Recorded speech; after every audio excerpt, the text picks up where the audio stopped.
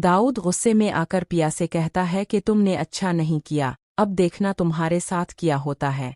लेकिन दाऊद की धमकी का पिया पर कोई असर नहीं होता। इसी वक्त अदालत से असलम साहिब को रिहाई मिल जाती है। सुनविल और पिया जैसे ही असलम साहिब को लेकर कोर्ट से बाहर निकलते हैं, मीडिया वाले उन्हें चारों तरफ से घेर लेते हैं। एक रिपोर्टर असलम साहिब से पूछता है कि क्या ये सच है कि अब पर जो केस हुआ वो सेठ दाऊद ने करवाया है। ये सुनकर पिया आगे आती है और मीडिया के सामने चलाकर सच बता देती है। वो कहती है कि हाँ ये सच है, लेकिन वो कोई सेठ दाऊद नहीं है, इसका असल नाम मूसा है और वो मासूम लोगों की प्रॉपर्टी पर कब्जा करता है। पिया का ये बयान सोशल मीडिया पर आग की तरह फैल जाता है और कुछ ही घंटों में वीडियो वायरल हो जाती है। जब मूसा ये खबर देखता है तो वो गुस्से से पागल हो जाता है और वो फौरन अपने गुंडों को हुक्म देता है कि पिया को जान से मार दो।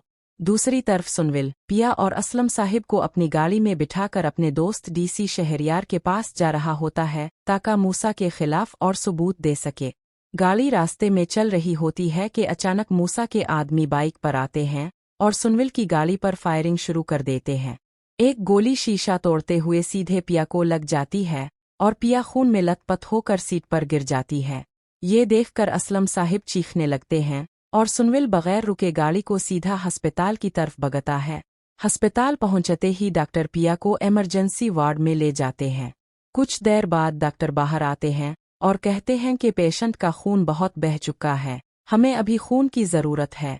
सुनविल फौरन कहता है कि मेरा ग्रुप पिया से मिलता है, अब मेरा खून ले ले। सुनविल पिया को अपना खून देता है। उधर डीसी शहरयार को मूसा के खिलाफ पुराने सारे सबूत मिल जाते हैं और वो फौरन मूसा का अरेस्ट वारंट जारी करवा देता है। मूसा को जैसे ही पुलिस के आने की खबर मिलती है, वो अपना सामान छोड़कर पिछले दरवाजे से भाग निकलता है और सीधा एयरपोर्ट पहुंच जाता है। वो पाकिस्तान छोड़कर भागने ही वाला होता है कि इसी वक्त पुलिस इसकी मोबाइल लोकेशन ट्रेस कर लेती है। पुलिस सायरन बजाते हुए एयरपोर्ट के रनवे पर पहुंचती है और फ्लाइट टेक ऑफ होने से ठीक पहले मूसा को धर दबोचती है। मूसा पुलिस के सामने गिड़गिड़ाता है, लेकिन पुलिस इसे घसीटते हुए जीप में डाल देती है। अगले दिन मूसा को हथकड़ी लगाकर अदालत में पेश किया जाता है। जज के सामने शहरयार सारे सबूत पेश करता है कि कैसे मूसा ने गरीबों की ज़मीनों पर कब्जा किया और पिया पर जानलेवा हमला करवाया। अदालत सारे सबूत देखकर मूसा को 10 साल की सख्त कैद की सज़ा सुनाती है। कोर्ट के बाहर पिया और सुनविल खड़े होते हैं, तभी वहाँ अलियार आ जाता है। वो शर्मिंदगी से सर झुकाकर पिया से मुआफ़ी मांगता है और कहता है कि मैं बहुत गलत था, मुझे अपने अबू की असलियत नहीं पता थी, अब मैं इस मुल्क में नहीं रह सकता, मैं हमेशा के लिए अमेरिका जा रहा हूँ। पिया इसे मुआफ़ कर देती है और अलियार वहाँ से चला जाता है। घर पहुंचकर खुशी का माहौल होता है। असलम साहिब सुनविल और पिया को पास बिठाते हैं और सुनविल से कहते हैं कि बेटा मैं चाहता हूँ कि तुम पिया से शादी कर लो। सुनविल मुस्करा कर कहता है कि अंकल मुझे तो मंजूर है, लेकिन अब पिया जी से पूछ ले। असलम साहिब पिया की तरफ देखते हैं तो पिया शर्माते हुए कहती है कि मैं भी सुनविल से बहुत मोहब्बत करती हूँ। ये सुनकर असलम साहिब की आंखों में खुशी के आंसू आ जाते हैं। अगले ही दिन टप्पो पूरे महल्ले को दुल्हन की तरह सजा देता है।